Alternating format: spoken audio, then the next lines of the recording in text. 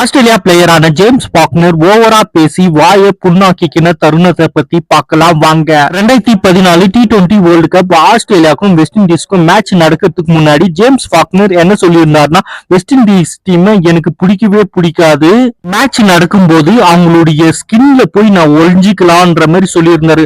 அதாவது அவங்க கருப்பா இருக்கிறதுனால இவர் அசிங்கப்படுத்துற விதமா பேசியிருந்தாரு. பாக்னர் வச்ச விமர்சனத்துக்கு வெஸ்ட் இண்டீஸ் அணியுடைய கேப்டனான டேரன் சாமி என்ன சொல்லியிருந்தாருன்னா, 2012 T20 வேர்ல்டு கப்ல ஆஸ்திரேலியா அணிய செமிஃபைனல்ல வின் பண்ணி இருப்போம். வெஸ்ட் இண்டீஸ் டீமை பிடிக்காதுன்னு சொன்ன ஒரே ஒரு கிரிக்கெட் பிளேயர் யாருன்னா அது ஜேம்ஸ் பாக்னர் தான்.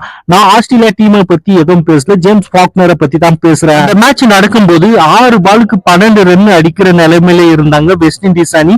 ஸ்ட்ரைக்ல டேரன் சாமி வேற இருந்தாரு, போலிங்ல ஜேம்ஸ் பாக்னர் இருந்தாரு. இந்த ஓவர்ல 2 6 அடிச்சு மேட்சே பினிஷ் பண்ணிட்டாரு. டேரன் சாமி பதில் அடி கொடுக்கிற மாதிரி சரியான பர்ஃபார்மன்ஸ் பண்ணியிருந்தாரு. மேட்ச் முடிஞ்ச பிறகு என்ன சொல்லியிருந்தாருன்னா, அவர் ரொம்ப பேசினா அவன் ஓவர்ல அடிச்சிருந்து எனக்கு ரொம்பவும் நல்லா இருந்துச்சுன்னு சொல்லியிருந்தாரு.